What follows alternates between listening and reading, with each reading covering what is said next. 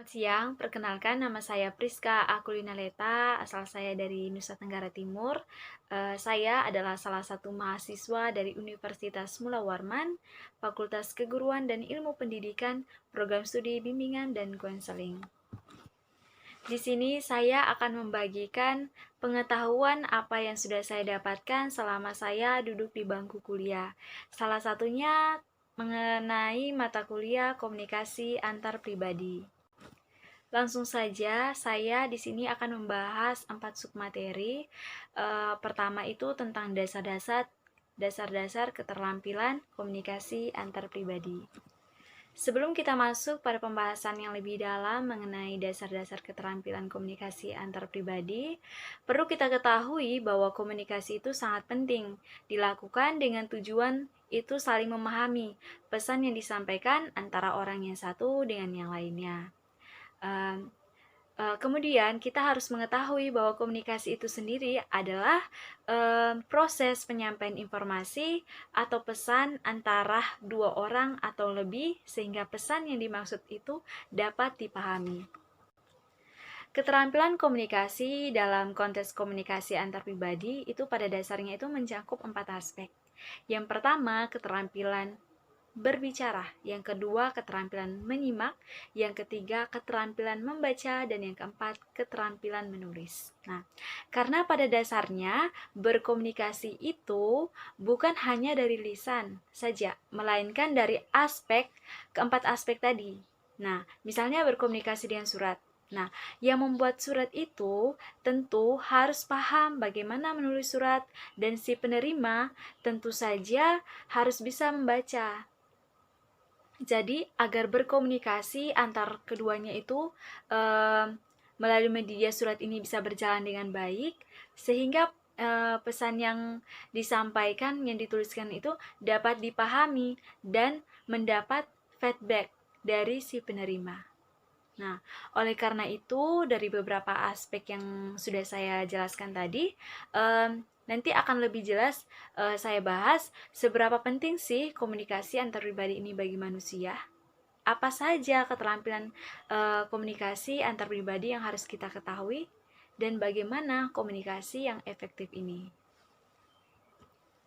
Komunikasi antar pribadi yang efektif itu dapat dicapai dengan keterampilan komunikasi antar pribadi yang baik. Nah, komunikasi yang baik dilakukan dengan tujuan menyampaikan pesan, dan penyampaian pesannya itu dapat diterima dengan baik. Karena jika pesan yang disampaikan itu tidak sesuai, kemungkinan besar akan mengakibatkan miskomunikasi. Nah, sehingga komunikasi yang dijalin oleh orang tersebut tidak terjalin secara efektif. Komunikasi yang efektif itu apabila pesan dapat diterima orang tersebut itu dimengerti dengan sebagaimana yang ingin disampaikan oleh si pengirim ini. Itu adanya umpan balik pada lawan dengan tindakan yang menunjukkan bahwa si penerima ini dapat mengerti apa pesan yang dimaksudkan. Komunikasi antar pribadi itu sangat penting bagi manusia dan bagi kehidupan ini. Komunikasi itu mensyaratkan bahwa setidaknya dua orang atau berkontribusi pada urutan peristiwa yang sedang berlangsung dan dinamis, dan masing-masing orang itu mempengaruhi dirinya karena sesuai dengan sistem timbal balik. Nah, komunikasi ini juga akan membuka jalan pikiran karena dalam berkomunikasi dengan orang lain kita akan bertukar pikiran dan sharing pengalaman kita. Nah, komunikasi ini sangat melekat pada makhluk hidup, baik antara manusia, antara hewan, atau semua yang membutuhkan komunikasi dengan tujuan masing-masing dari makhluk hidup tersebut. Selanjutnya, kita masuk pada pembahasan submateri yang kedua, itu mengenai keterampilan komunikasi nonverbal. Komunikasi nonverbal itu biasanya orang menyebutkan bahwa itu adalah komunikasi bahasa tubuh. Nah, komunikasi nonverbal itu sendiri adalah proses komunikasi di mana pesan yang disampaikan itu tidak menggunakan kata-kata.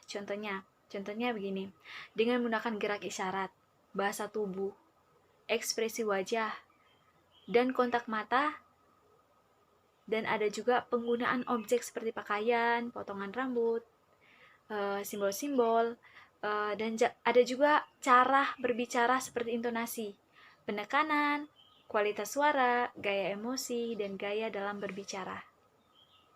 Nah, komunikasi nonverbal itu sering kurang disadari akan kehadirannya, serta kurang dipahami maknanya. Padahal kita tahu bahwa komunikasi nonverbal itu mendukung dan mempengaruhi keberhasilan penyampaian pesan.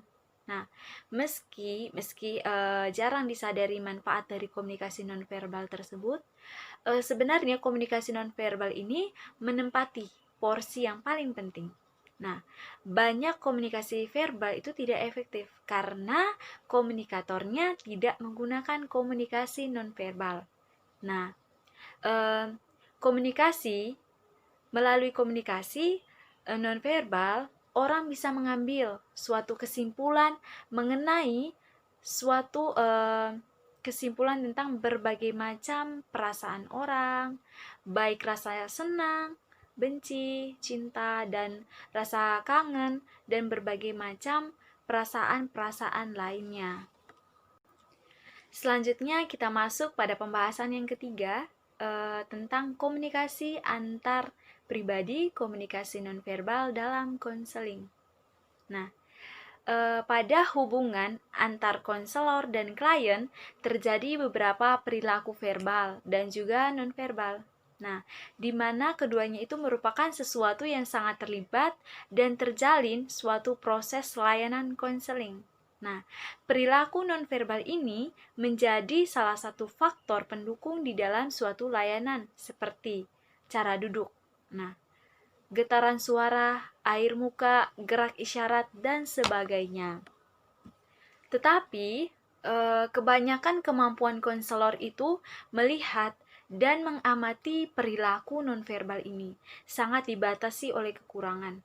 Banyak para konselor yang bertugas itu kurang mampu memaknai kehadiran perilaku nonverbal dalam relasi konseling, sehingga kesempatan itu tidak dapat digunakan untuk membuat konselor itu lebih efektif dan tercapainya suatu tujuan dari konseling.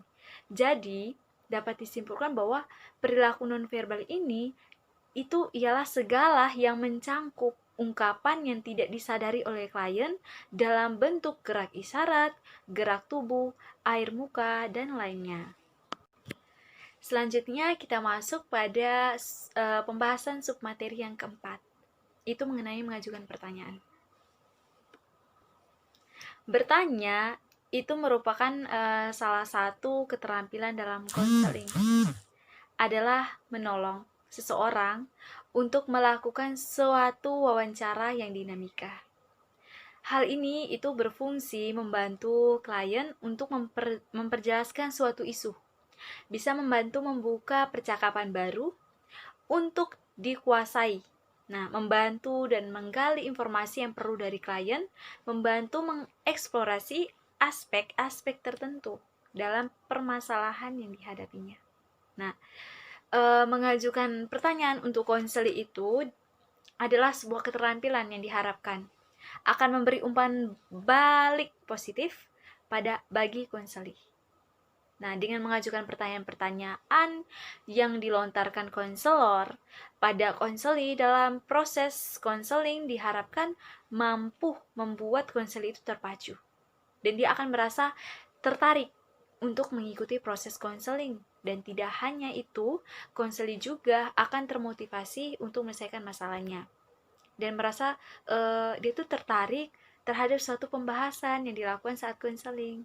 Dia kayak masih penasaran, ingin melanjutkan. Nah, oleh karena itu, kita sebagai konselor, itu kita harus terampil dalam mengajukan pertanyaan. Oke, sekian pembahasan dari saya. Semoga apa yang saya bagikan kepada teman-teman bisa bermanfaat bagi kita semua. Saya ucapkan terima kasih, kurang dan lebihnya mohon dimaafkan. Selamat siang, bye.